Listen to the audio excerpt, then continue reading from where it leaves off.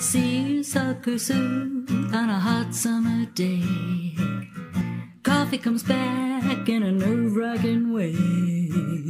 The dishes and laundry take the garbage out. What a day, what a day, what a day.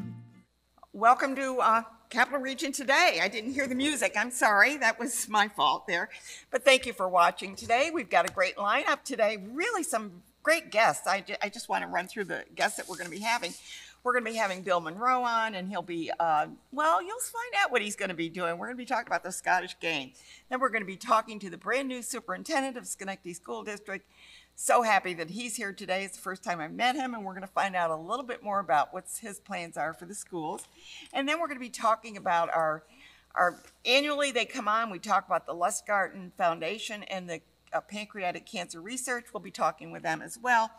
And then we're going to be talking with United Way. What a great organization that is. They're doing a lot. They're having awards coming up. We'll be talking with them about that, with Peter about that. And then we're going to be talking about the Kingsway Community. Maybe you all know where that is. It's in Schenectady on Kings Road. What a name, Kingsway, Kings Road. Yeah, right. So we'll find out about what they're doing, and they do have an open house coming up. But let's see, who's coming up next? Would that be Bill?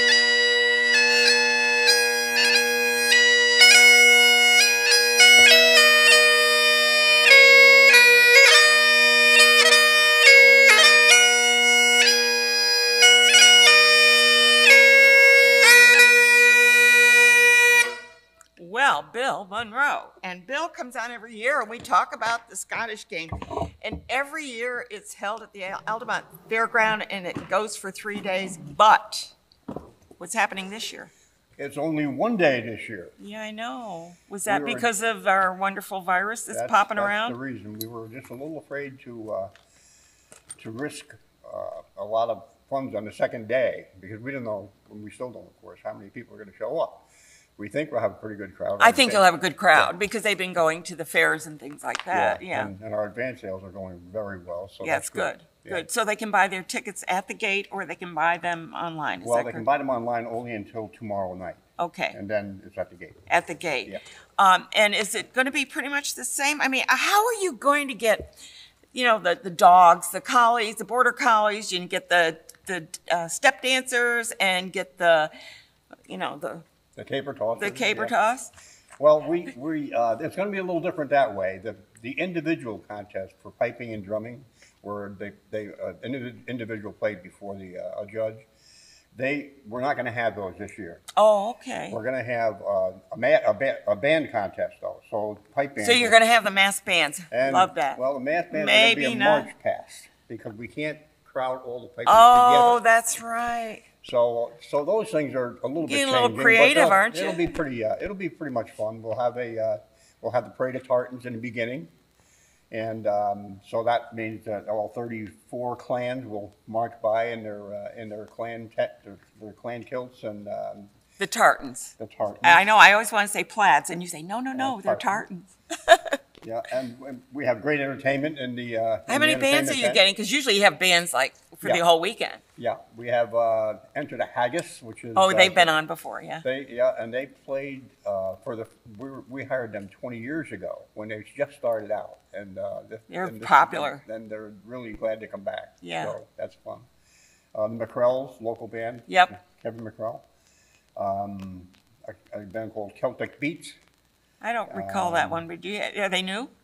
I don't think they're new, but they're new to us. They're new to you, yeah, because I don't remember that title, yeah. And Colin Grant Adams, individual ballad performer. Are you going to have the two areas, like the big tent and the small one? Yeah. Because I'll go sit in the small one sometimes and listen to the individuals. Yeah. And we got a great guy who comes and does the history of Scotland. he does a little talk on it at 2 o'clock. He does that, and he talks for about an hour. And he's really a great speaker and a great.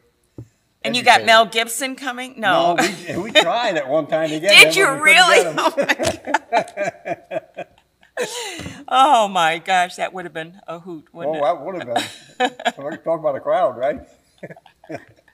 So, and what about foods? Because you always have shortbread and things like that. Yeah, So. all the Scottish foods. And do you have the haggis? Do you really have the haggis? Well, we'll have the haggis at the patron stand. Is the only place we serve it. But then we got meat pies, we got bridies. Now wait a minute. When you get the haggis, is that going to be the same as the real haggis? Yeah. Oh yeah. With the sheep's absolutely. Stomach all the parts that all are in a sheep. All the empty parts, the sparks, leftover parts go into that.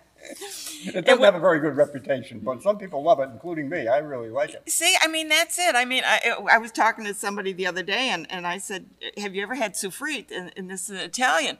And that's where you cook the lungs and the heart together, you know. And I grew up eating that stuff, didn't even know what it was, you know, right. But it was good. Yeah. You know, I ate it. Yeah. I don't know if I'd eat it today, but I did that. and that's, don't they have a thing, is it tossing that? What did they toss? The sheath. The sheath. The sheath toss. Yeah. That's on the pitchfork, you mean? And I love that. Yeah, try to throw it over a bar that keeps going up and up and up until. Yeah, and they kind of get into a rhythm before they toss it, right? They swing it. That's it. Right. Yeah. And then they've got there's 7 heavy athletic events: 56-pound weight, a 28-pound weight, the hammer. Tossing the hammer. The hammer toss. And of course the caber toss. Everybody likes the caber toss. And just in case people don't know what the caber is, because I always find it interesting that this is really a tree that you'd use, but it's kind of shaped differently. Is that correct? And it's specific on length, right? And weight? It's not very specific, but generally speaking, it's about 110 to 120 pounds. It's about 20 feet long.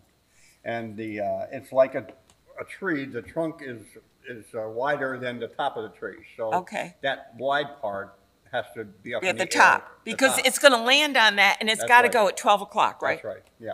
And it's supposed to go, does it just turn once? Or just once. So if you got it twice, it's Superman came, right? If anybody turns it twice, I'm running.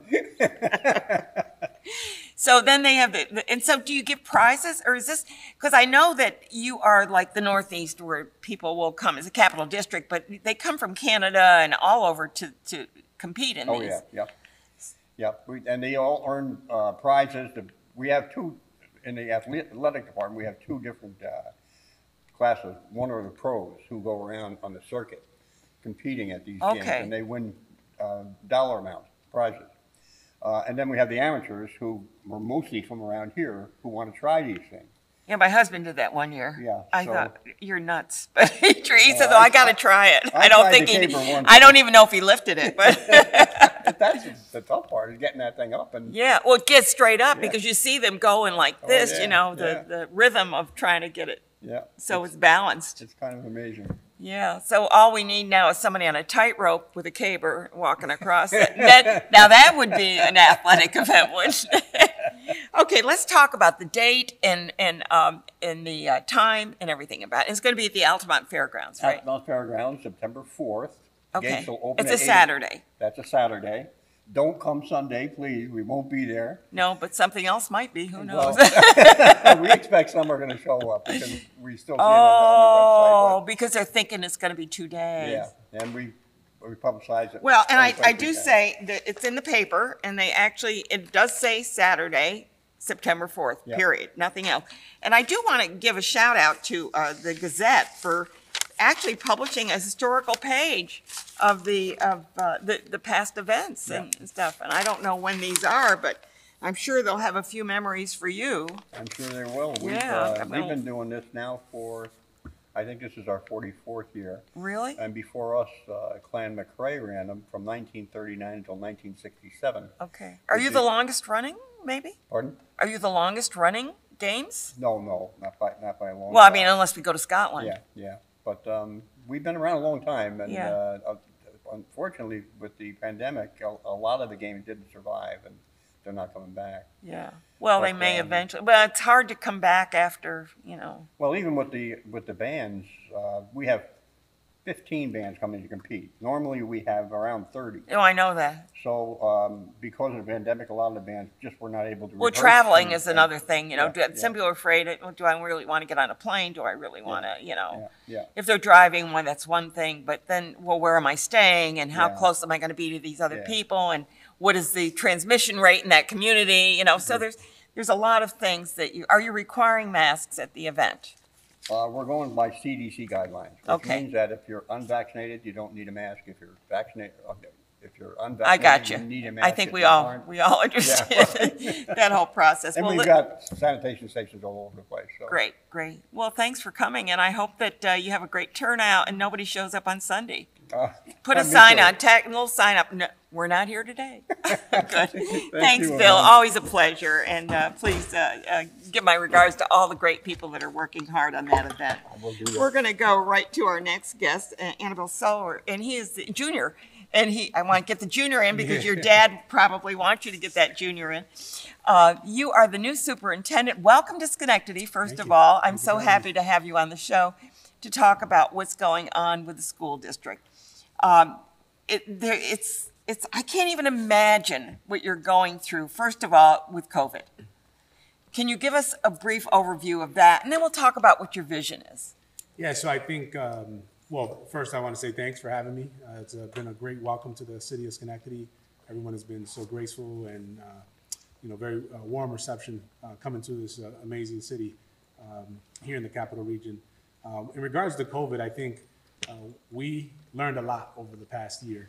And so we are working really hard to make sure that we bring our kids back. I think we learned that schools play a big driver in our economy and everything else that kind of goes on in our society. And so not having kids in school, it makes a lot of other things tough for our families, parents, our community. And so our goal has been to bring everyone back safely, and make sure we're following CDC guidelines, New York State DOH guidelines, our local county health department, working with them. And so we're excited that we're returning to in-person starting on the 9th. And it's good for kids to get that community feel because they were isolated. I don't want to say they were totally isolated because they were doing some of the Zoom classes, but still, it's not quite the same. Yeah, so for I kids. got to agree with you. I think there are some things that we do in school, like social interactions, checking in on kids, being able to feed them and guarantee that kids are getting breakfast and lunch every day.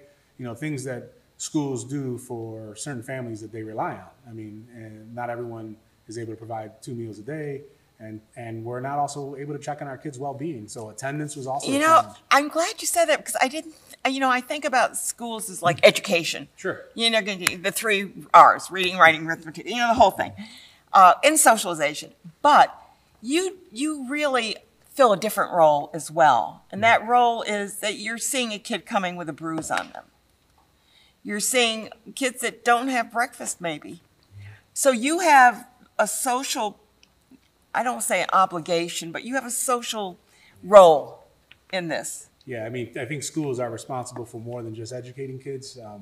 Although we don't get trained to necessarily do those things, or we don't sign up to necessarily do those things, but we know we have a bigger responsibility when it comes to moving and supporting our community. And so you're right, I think CPS type of opportunities where we don't know if some kids were abused or left alone, unsupervised, obviously feeding them is one thing, but social interaction, access to sports, making sure that technology is working. We know that was a big thing that was exposed through the pandemic, was this digital divide that still exists in 2021 for urban communities. And so making sure that our kids have access to the technology. And then I think the other thing is eventually we're going to get out of the pandemic. And so making sure our kids are still set up to be successful, whether they're going to be a senior and going on into college, or they're going into the next grade. And so you've heard a lot of conversations about learning loss.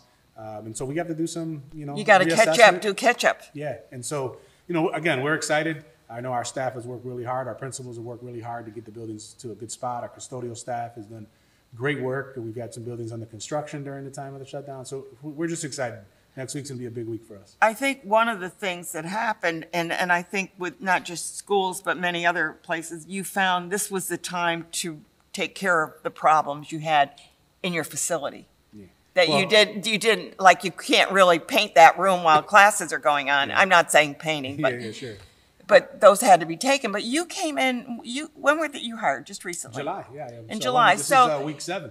So you missed all of the last year with the pandemic, but you were elsewhere. So where did you come from? So I was a superintendent in Batavia. Okay, York, and how did they handle that? So we were in person. So we went a couple times. We had opportunities where we had to go virtual, but we really worked hard in my previous district to make sure that we had in person. You know, I'm of the belief that if more wealthy or more affluent communities can bring kids in, and so can urban communities. And so, you know, we really worked hard in the city of Batavia to make sure our kids had access to in person.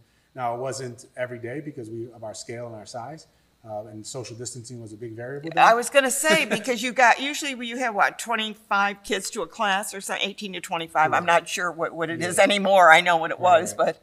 Yeah, so now the beautiful thing is that the guidance is 3 feet. So it does give us some more flexibility to make sure the kids are in person. Masking is the number one. It's very important. Layered mitigation strategy. So we'll be masked 100% during the school day, whether you're vaccinated or unvaccinated. Obviously, we want more of our students to pursue the route 12 and up to get vaccinated, our staff to get vaccinated, just because it helps the continuity. And at the end of the day, we don't want no one to get the virus and get really sick. Well, the one issue with the virus, of course, is that you could be vaccinated but be a carrier. Sure. So you could be carrying that to someone, even though you don't know you're carrying it, to someone who is in a very precarious situation that's unvaccinated and thinks they're never going to get it or whatever. I mean, I don't know what thinking Which is the role of the mask. So even if they are a carrier, exactly, it would prevent some of the aerosol from exactly. So that's why, in a way, it's important. I've been vaccinated twice, and probably am looking for a booster. But the point is, I wear a mask if I go into a store, wherever it is. It's like, I don't know. Maybe I'm carrying it. Maybe I picked it up somewhere. I don't know. But I want to care for my fellow man and to be protective. Kids, of course, are different. The little ones can't get vaccinated, but they can be carriers, and they can get this new Delta. So we have to be vigilant as far as that goes. Yeah, and again, for us, the way out of the dark tunnel of the pandemic and hopefully to get back to some point of, quote unquote normalcy is wearing our mask until the transmission rates get down to a level of, I think it's blue is the color the CDC has, and so we can get down to a low transmission rate. I think it's about 3% now or something in that area. I can't remember. I think 3.8 is what I heard, but I don't know. That changes constantly. Yeah, so we'll continue to monitor, work with our local DOH, and I think for us though, the big anxiety point is getting kids back into the building. And absolutely. I think, we forgot that that's the business that we're in, is educating kids, and we have to also be honest that people aren't sequestered in their house and not leaving. So people are doing a lot of activities. And they're bringing that stuff home and giving it to the kids, and the kids pass it. So it's one of those things. So it's a fine line, because sometimes we get criticized for why are you going to bring everybody back in? You still got a high transmission rate. But the reality is people aren't sequestered in their homes. So we need kids in the building. We need to work with them. Our teachers are excited. And for me, the gold standard of teaching and learning is in person. Right. Virtual does work and does have some benefits. If you have to. But if you have to, or if it's a certain situation, but to be the standard, to check on our kids, we need to be in person. It's important. All right. Now, as a new superintendent, stepping through that door, sitting down in front of your first desk, the first thing with your little, your little clock there and stuff and your pen, what are your thoughts? Well, I think there's a lot of great promise already in the district. There's a lot of great talent in the district, amazing teachers that I've been able to meet over the last 7 weeks. You have some really good teachers, the IT and all. Yeah. And so we have some really committed staff and some committed principals who are just looking for the opportunity to do what's right for kids. And so my job, I feel, is my job is to clear out the roadblocks and make sure that we are providing the right resources, the right funding. If there's any political types of things that we need to encounter, we'll encounter them.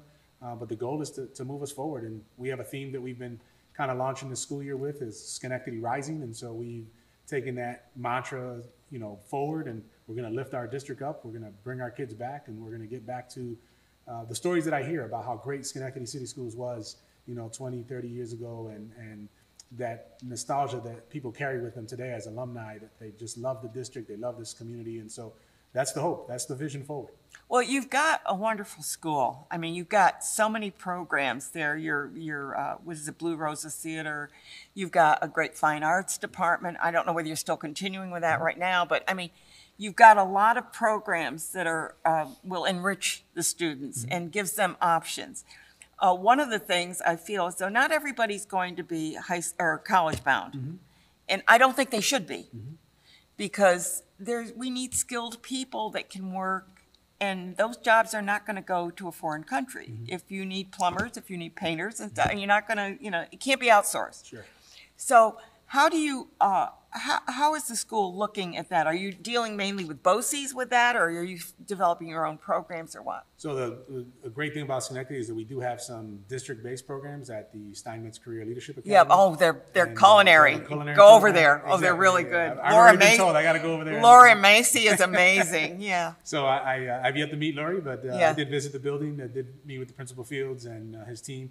So we have to make sure that we're telling the story of all the things that we offer and making sure there's connections. I met with the mayor, talked about how we get opportunities for our students to maybe get employment, even over the summer, as even 17-year-olds, 16-year-olds. They have some programs, the home build or something. I Yeah. think, I can't remember. Sometimes. So we need to leverage our Steinmetz Career Leadership Academy. We obviously have a relationship with Capital Region BOCES, continue to encourage students to pursue some of those And opportunities. Habitat for Humanity, I think that you've worked with them in the past Those as well. homes, Yeah. And so I think part of that is connecting. I would say one piece that we're looking for is more community engagement and collaboration. It's one of the 3 things that we're focused on: equity, collaboration, and learning for our district, but really collaborating with some of our community-based organizations and creating opportunities for some of our parents, because we know that some of them may have some challenges with gainful employment.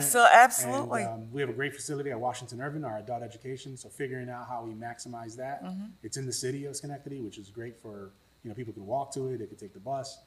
So I think there's a lot of opportunity moving forward. Sounds like you got your work cut out for you, but you got a good attitude. Yeah, I think that's half the battle, right? Yeah, if you've got a good attitude and you feel as though things are moving in a positive direction, and you've got a good staff, you got Karen, I know she's great, Yeah. and you've got teachers that are enthusiastic about their classes and their students, and I know that you're working with Al Majid with the Reading is Fun program. Yeah, we just met with him recently. Yeah, so there's so many good things going on, and I want to applaud you for thank what you. you're Appreciate doing, and wish you good luck and Yeah. good future here. Well, thanks And so much. it's again, welcome so much to Schenectady. We're going to switch right over and talk about Lustgarten Foundation and find out about their upcoming walk. And how many years has this been? You've been on like every year since you started. I think so, and this is year 18. 18. Oh my gosh. And neither one of us have aged. We haven't My aged a husband, bit. Yeah, but Well, you know how men are. They age a little bit. No, they always look good, though. Yeah. So Neil, of course, is here sitting with us, and Shari Piper, and we're so happy that you're both here. And you get your walking shoes on, and Neil just told me he had some surgery, and oh my goodness, you're going to be able to walk? Yeah, well, I'm walking. I mean, for the surgery- walk. oh yeah. I am definitely going to walk. Walk. Okay, good. So I don't know who's going to tell me, but tell me about the walk and what's going on. All right. Well, we're going to walk. We're hoping that many of our walkers come back. A great number of our returning teams have signed up already. Just as an aside, if people want to walk virtually in their own neighborhoods, if they have immunocompromised people or in some way would rather not be in a large crowd, they can register and walk at home, walk in their neighborhood, gather their friends, walk and fundraise, because wherever you the walk, fun. we need your money. Yeah. But at the park, we will have a limited walk. We will still have a band. No face painting or purple hair. Yeah, I think extensions they've been kind of eliminating that at a or lot of masseuses. events. No, we don't want anybody to be that Close to each yeah, other. face to face. We will have packaged snacks. We'll still have coffee and apple cider poured for you. And most important, we're going to gather and walk. I know that many of our teams have not met one another in person for this whole year. So we will have some family and support group reunions. And you're going to be outside, of course. outside. And that's a number one. You're outside, so that's helpful. Masks are required, probably. Well, they will be required for non-vaccinated, optional for vaccinated, because we're outdoors, so it's the CDC guidelines. Whatever makes people comfortable. We won't be doing a lot of activities within the pavilion, because even though it's open air, it still would you're bring getting people close, together. yeah. So when we start out the walk, teams can spread themselves out. And we just want the community back together, and we need to fund research because it has shown a lot of promise. If you watch Stand Up to Cancer, Lustgarten Foundation was highlighted on that. That's wonderful, yeah. So we need to continue that research. And Neil, you've been involved in this quite a long time. I know that is the same length of time. What research have you seen? How do you feel that research is moving along? Because I know you're intimately involved with this. Right. We are very excited. There are some new things coming out and some things that have been in the works for quite a while. The major one that I really love is an early detection piece They said of they can do it research. with a blood test and stuff. It's a blood test. It's called CancerSeek. And CancerSeek detects 8 different kinds of cancer with 99% accuracy. And pancreatic cancer is one of them? Pancreatic cancer is one of them, and that shows a 72% sensitivity for pancreatic cancer. 72% is pretty high. Yeah, that's pretty And good. that's at stages 1 to 3, because as we know, when it's the key to surviving Is getting it finding early. before stage And 4. the symptoms don't jump out at you until it's too late. Too late. But before people go running to their doctor, the CancerSeek is still heading toward clinical trials. It's Right. not out there yet, but it's moving along. And I think that, we're talking about a test that could save lives. If you're talking about, like a PSA test. yeah, so what cancers besides I pancreatic? don't remember I all think of it's them, breast but and ovarian. It's Yeah. the biggies. The biggies. It's the biggies. Ovarian cancer is another one of those That's a big cancers that one. you Yes. don't realize until it's too late almost. Yes. I've had friends die of both pancreatic cancer and ovarian cancer, and it was like they didn't even know they had either one. I didn't even know until it was too late. Right. There's another one that's in the works. It's called the Felix program. And this one uses artificial intelligence to detect new approaches. It detects tumors in scans that radiologists may not detect. And I think they call it the Felix program. Yes. And is this done like with an MRI, or is it done with a CT scan? What CT scan? Okay. And that's why I think they call it the Felix program, because it's Felix, the CAT scan. Oh Well, at least my that's Neil's God! theory. Oh my! But it's But I like it. I like it because I'll remember it now. And we have another one that's in the works. And all of these have been funded by Lustgarten. Lustgarten. There's another one called CompCyst, short for Comprehensive Cyst Test. And it determines the best course of action for either surgery or surveillance based on what they find with the cysts that they examine within a patient, a pancreatic cancer patient. For instance, I could be part of this, although I'm not.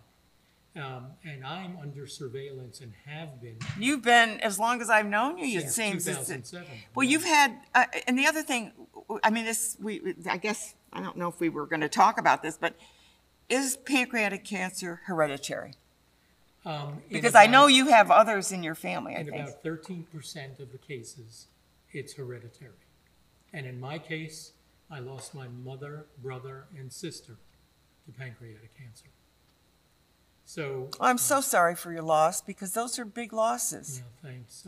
It was over a period of time, and by my brother passing away, we said we have to do something about this, Yeah. and that's how we got involved in this, and with the Lustgarten Foundation. But the importance of the cyst test is that it can tell whether it's just a benign cyst that just needs watching, or whether surgery is necessary.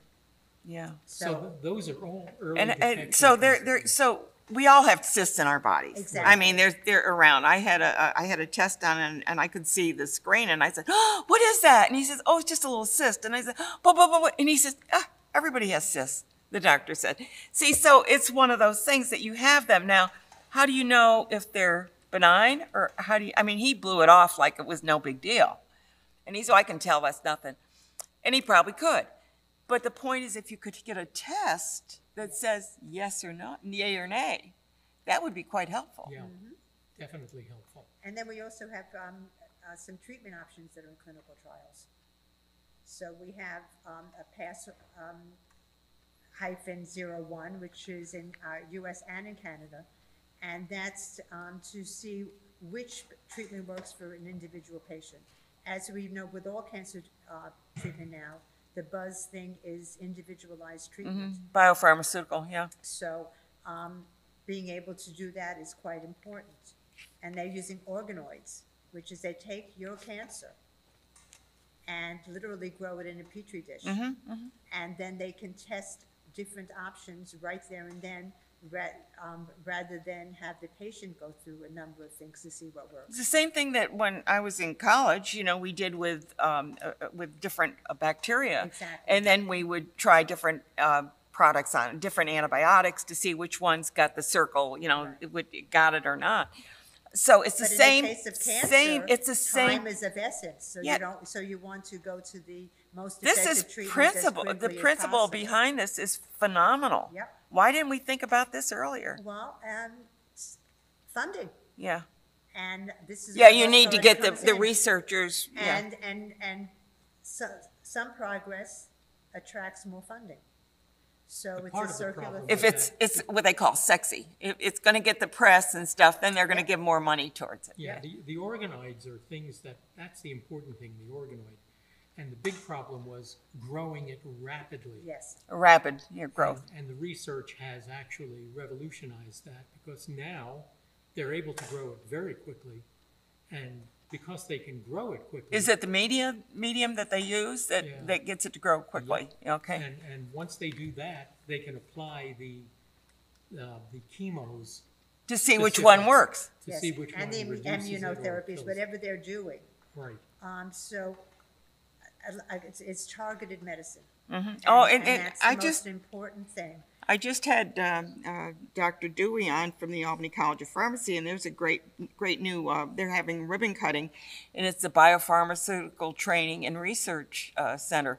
And as pharmacists, which I have been all my life, we're now looking at, rather than chemicals and botanicals, we're looking at how can we get that target right to that and find out, and maybe that's what we need, like they're doing with the BRCA test with the breast cancer. Exactly. So this is, it's all coming down the pike. So it's a very exciting time. And I think one of the reasons that things are coming more quickly now is, number one, there's some combination of things that have been in the works for a long time. Yeah. But increased funding, of course, and the fact that all of these research centers are working collaboratively. I was going to say, because you have research in Italy, you have it in France, you have it, and you don't want to duplicate, but build on each other's, but everybody wants to take credit for what they've done.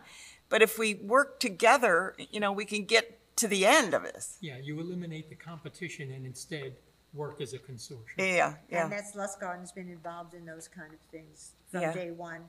And in fact, there's a clinical accelerator, which is a translational advisory group that's doing small studies with just 20 to 30 people, just to see is something worth going larger scale.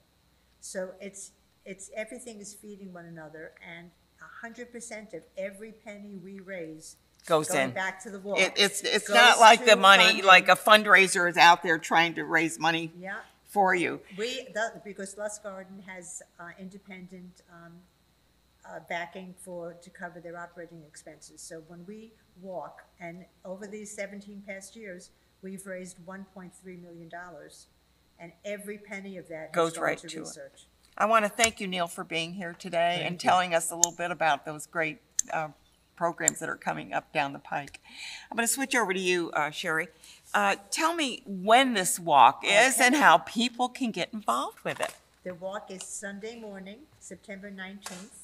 It will be at the Elm Avenue Town Park in Bethlehem and in Del Mar. And you can register at lustgarten.org.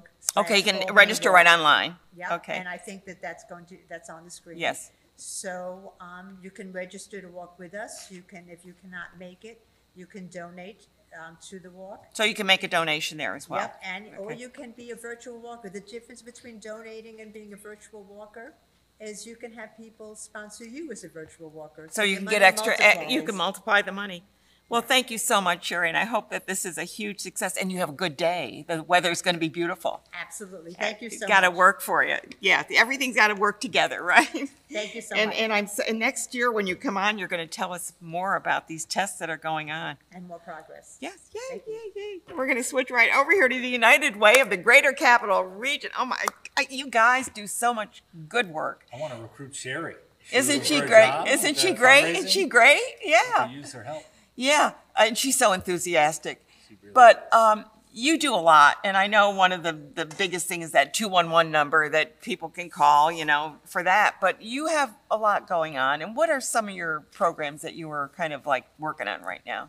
Yeah, it's been, like for everybody else, it's been a crazy year and a half.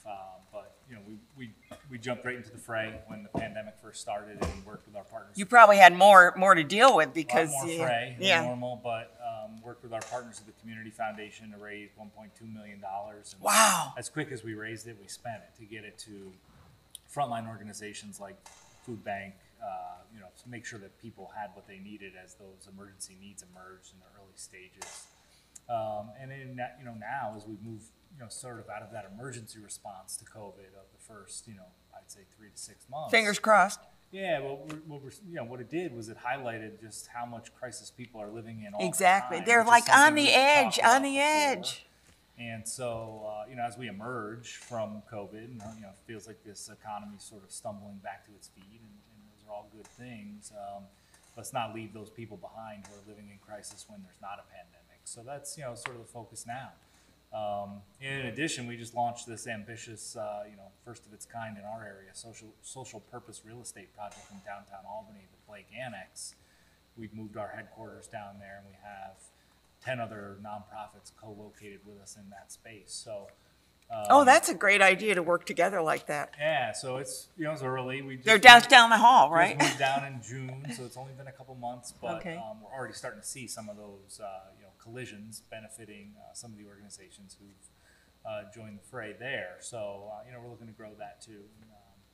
I think the next big thing for us is next week we have our annual awards, which is just That's going to be at the Capitol Center over in Yeah, it's the Albany. Yeah, Capitol that's a Center in nice Albany. space, actually. It's a new space. Well, not new. It's been there 3 or 4 years or more. It feels new. We did one event there before everything was shut down, and so it's a big room that we have to fill. So go out and grab a ticket. But what it really is it's a night for all of us to pause, express our gratitude to a community of 20,000 donors throughout the Capital Region Wow, who contribute wow. to United Way every year.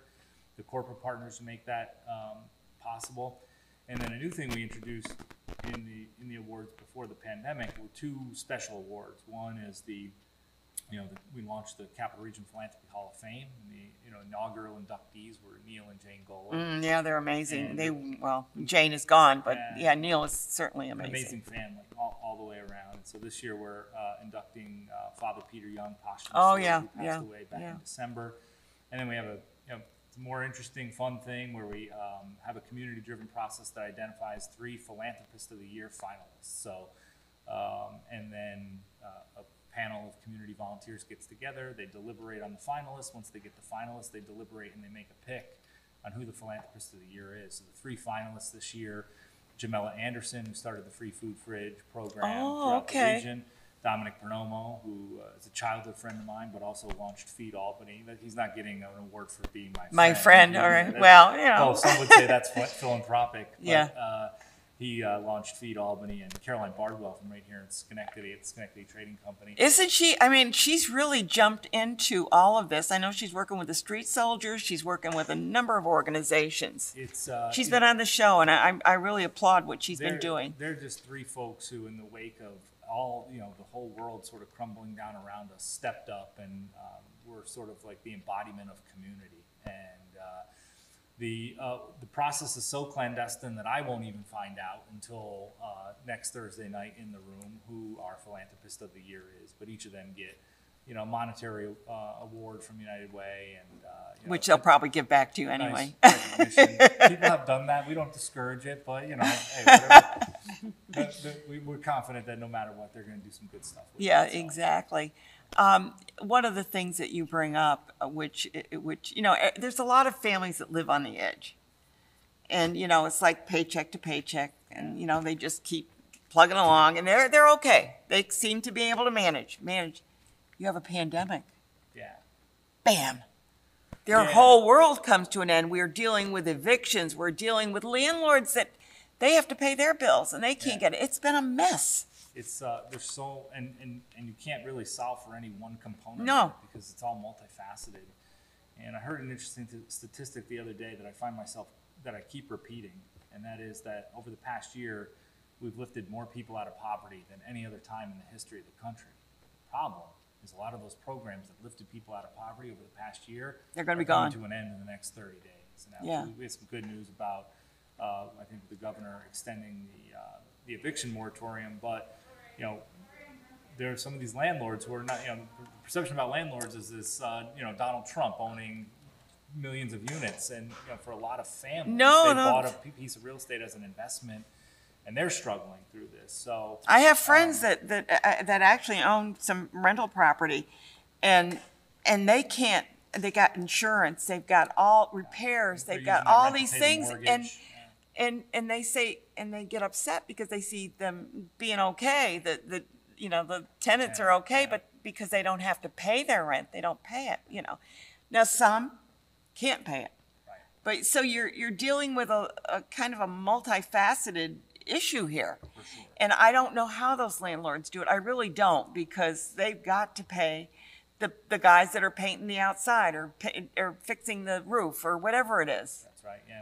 And How do you do that? Well, we're working right now with specifically the local organizations that are charged with administering the ERAP program to try to identify deltas in that program, tenants and landlords who aren't going to be covered by the emergency rental assistance program.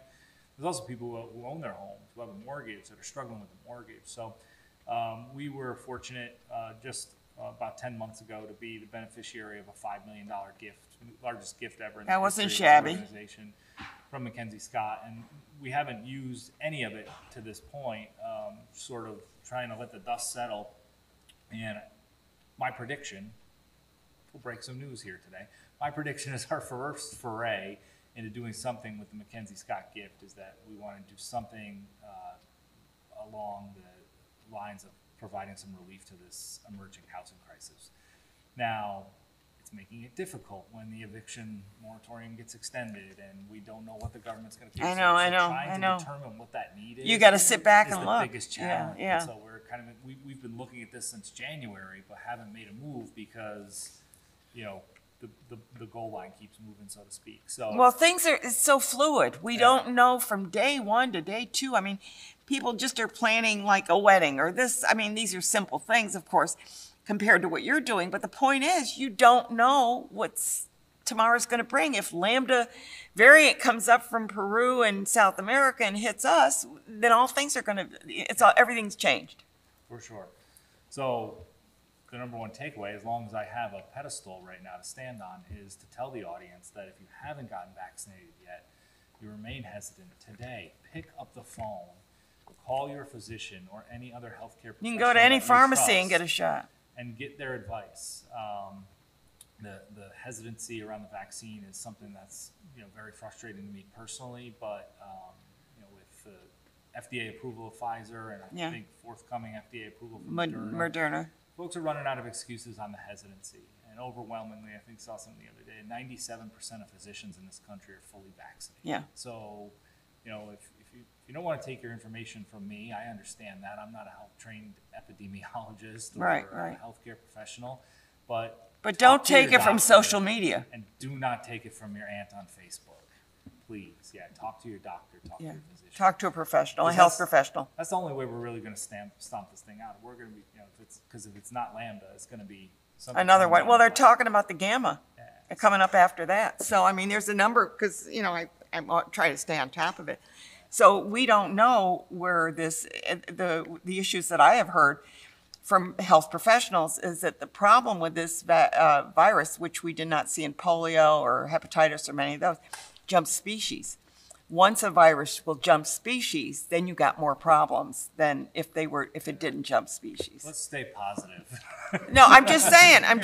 I'd love to be positive. Yeah, Believe me, I'm the one that wants this thing to be over I with. think most of us do. But the point is, I guess what I'm trying to do is underscore what you're saying. If we can get vaccinated and wear our masks and do the right things, we could beat this. Yeah. Don't do it for us, do it for these kids. I'm looking at a first grader that's got to go back to school in a mask. And, Well, we heard from the superintendent that, I don't know, all schools are the same, but at least they're trying to do the right thing. We're not thrilled about it, but it's, people would have taken care of their responsibilities sooner. We might not have been in this situation this fall. I mean, that was the hope we all talked about back in March and April when the vaccine became widely available. So here we are. You're vaccinated. I'm vaccinated. We're good to go, and we wear our masks too. And I still wear my mask. Yeah, me too. Yeah, good. Peter, such a pleasure to have you on, and I hope that you get a peek at who's going to be that philanthropist. I like the surprise. You want the element of it. surprise. I like it, and so folks want to join us. They go to our website, unitedwaygcr.org. And what date is that? Sale. It's next Thursday night, September 9th, Capitol Center. We'll take a couple walk-ups too, so if anybody doesn't get online and do it ahead of time, they can join us in person that night. I want to applaud the dedication that you have and have had over the years to make this community a better community, whether it's helping with taxes or whether it's helping with the housing. You provide a tremendous service too. Thanks so much, Peter. Thanks. Hope to see you again on the show. Anytime. But right now we have one who has not been on the show before. Sharon, hi. Sleicher, and you are from Pleasure to be here. Kingsway. Kingsway Community, that's right. You have an open house coming up? We have an open house on Thursday, October 7th from 1 to 4 p.m. I don't know if you're aware that Kingsway Community is a 25-acre campus, and we're proud to be And you're family owned. right in the heart of the Capital District. And you're family owned too. I was Family not aware of owned that. And operated. Yeah. Yes, Dr. J. McPartland started Kingsway Community in 1975. Yeah, a long time. Because he was looking for a place for his own parents. And it started with the Schools Nursing Center, and we've expanded over the years. You have residential, so, because I know That's my right. cousin was living in an apartment, I Yep, think. assisted living, memory care, independent living, different levels of care and service, and of course, full service for seniors. Yeah. You My know, aunt and was specialized in senior living. My aunt was in the assisted living. Right. She had her bedroom and she had her pictures up on the thing, so she seemed pretty happy there. So. We are proud to have over 500 residents on our You have campus. 500? Yeah, and over 600 employees. We're one of the largest employers in Schenectady County. I'm proud to say that. I had not known that. That's right. Wow.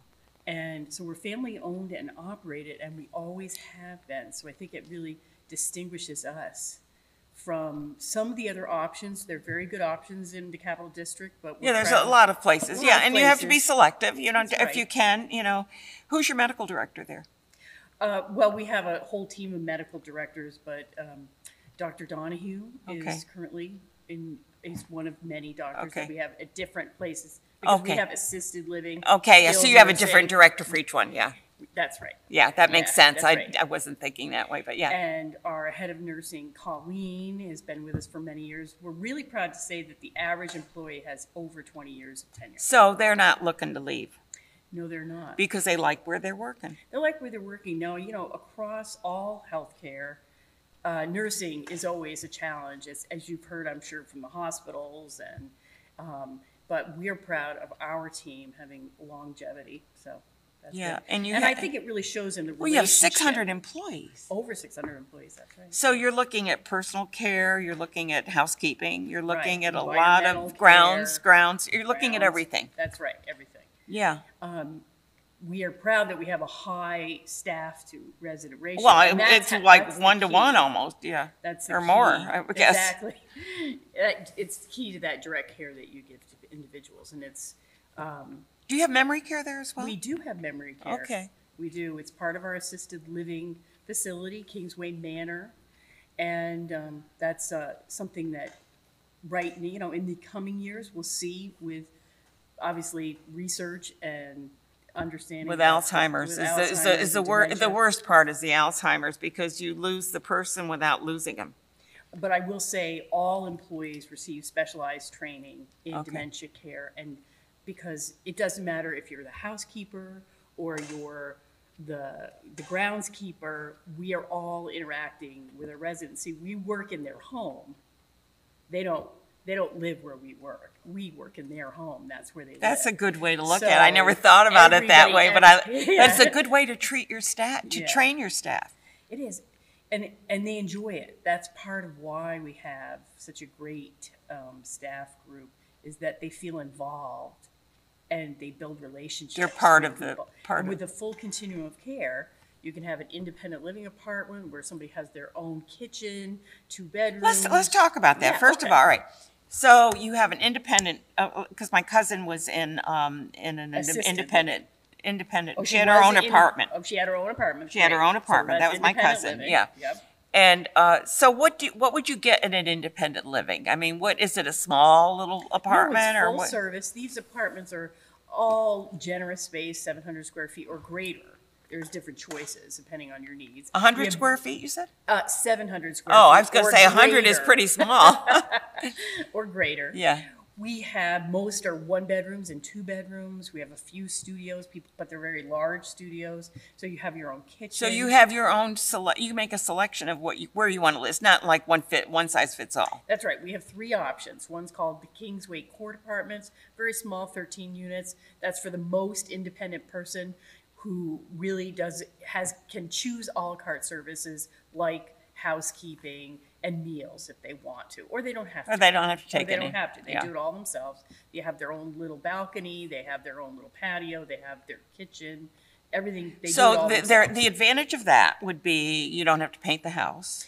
You don't have to paint the house. You And don't if have the to plumbing shovel. goes bad, you call. That's 24-hour maintenance. Okay. Right there on site. Safety, that's security. that's your advantage. That's right. And the quality. What of about a your car? living- Can you have a car? Yeah, absolutely. Okay. Sure. Well, I'm No. just checking. Yeah. Then we also have Parkland Garden Apartments and Kingsway Village Apartments. And those two, again, are independent apartments with full service. So you have housekeeping. I don't want to and- cook. Yeah, that's right. Housekeeping, meals, activities, transportation, shopping, excursions, concierge services to help you. One of the big things that Getting to the doctors. getting to the doctors. One of the big things that we found people really valued over the last year is that when we were all sort of figuring out about this vaccine, our staff stepped right forward and signed up every single person, drove them to their vaccine. These are people who could have their own cars, but it was so confusing early on. Yeah, Where do yeah. I It was go? very. How do I It was get it? horrible. Yeah. And so when you have the kind of, customer service oriented team that we do, we're looking for ways to say, how can I help you with whatever that situation is? And so that's the glory of senior living, that, for some people, the isolation of the past year has been very detrimental, not just emotionally, but they put things off. You've probably heard about it from some of the medical providers you talk to. People put They didn't go to their they doctors. put their care off.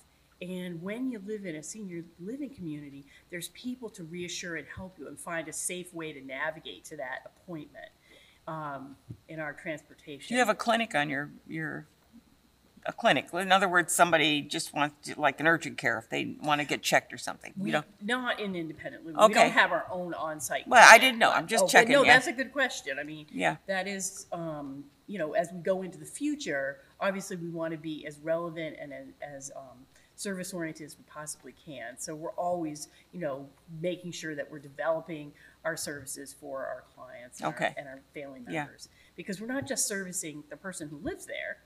We're building a relationship with the family member who That's right. is, these are working adults. They're very busy and they want to know that their mom or dad is really well cared for and safe, but also enjoying life and has purpose every day. Yeah, and so has they're activities that busy. are stimulating their That's minds. right. Yeah, because And they're that's busy. important. That's right.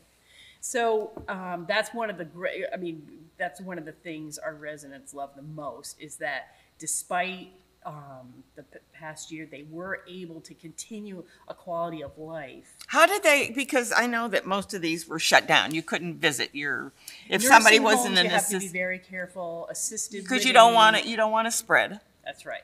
So over the past year, we've tried to take a measured approach, obviously following CDC, CMS, and state health guidelines very carefully, and of course training the staff constantly about the best way to prevent in the spread of any kind of. Did you have like FaceTime for people? Absolutely. Yeah. So virtual visiting was a big, Okay, good. was a big part of keeping our residents connected. Whether again they were in that independent living apartment, we were helping them with Okay, technology. even that also. Oh yeah, technology support is one of our key For parts all of them. our concierge Yeah. services. But of course, in skilled nursing, we're being much more proactive with those kinds of window visits. It's and virtual more important, visits. yeah. It is more important. Because the people are individual housing, they can get in their car and drive somewhere if they had to. If they want to, Yeah, yeah, if they want to. exactly. I'm not saying they will, but it's That's one of right. those things.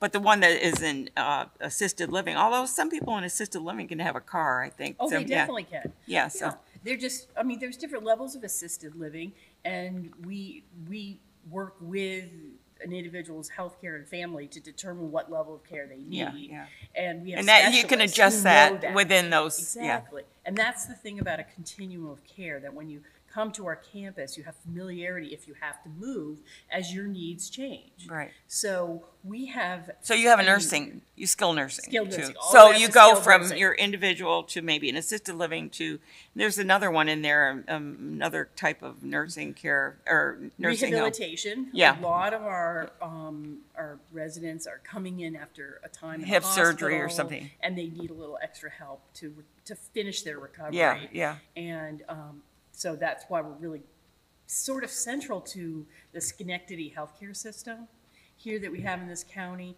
In our location, obviously, we're servicing Guilderland and Colony and Or anybody, Scotia yeah, and we're- but the heart of the Schenectady healthcare system, we're key with tight relations with our partners at Ellis and also at Albany Med. Yeah. You have, I mean, we have to, we don't live in isolation anymore. We know, that's right. Yeah, but Sharon, I do want to thank you so much for being here and telling us about the Kingsway. But before you go, we need to talk about the open house. That's right. I want to invite everyone to join us on Thursday, October 7th. We're having an open house from 1 to 4 p.m. You can learn more about it and find directions on our website. That's kingswaycommunity.com, kingswaycommunity.com. And it's Thursday, October 7th, 1 to 4, 323 Kings Road. Well, and I also want to say, because I get your flyer. Oh, good. I'm glad you You got have it. some really great, and I get it, and I even make notes, Oh, I really wonderful. want to do that. I'd like to do that. I don't know if I can get to them, but You can we post those events on our website too. Yeah. So if you didn't get our flyer, I mean, we're talking go to about lunch Kingsway and learn, Community. open house week, wreath making. I mean, who would have thought? Name that holiday tune. I mean, you got it all here. And this is to the public, right? This is for the public. Everyone is welcome to join and see what it's like to be a part of living at Kingsway Yeah. Community. Yeah. We like to say, see why so many people call Kingsway home. Yeah, I can see that. And you got a lot of stuff going on. I mean, I look at this. I really do. I'm glad you got it. Yeah, I do. I'm on your mailing list. Thank you so much. But thank you for being here today, Thank you Sharon. very And please much. come back again. I'd I love will. to have you come again. I will. It was Talk- very educational. I enjoy your program. Yeah, there's a lot of good stuff in there. Yeah. I have such a great guest. I want to tell you who's coming on next week, though. Next week we have the Children's Museum of Saratoga will be here to talk about they're moving, actually, and we're going to find out about that big move. We're going to be talking about the Schenectady Civic Players. They are going to be having, I guess I don't know have these in the right order, but anyways, I know they'll be doing that. Schenectady Civic Players, and they're having an Appraisers Roadshow. Get out one of those little things that have been in the basement and see, is this worth anything? You'll find out. And then we are going to be talking about the Universal Preservation Hall up in Saratoga. And guess what? They got those dinosaurs in motion. We're going to learn all about that. And we're even going to show you some B-roll. That's when they were just setting up. Great footage there for you. So please watch us next week for our great show coming up. It's always a pleasure to be in this chair talking to you. I'm Ann Pearl, your host for Capital Region Today.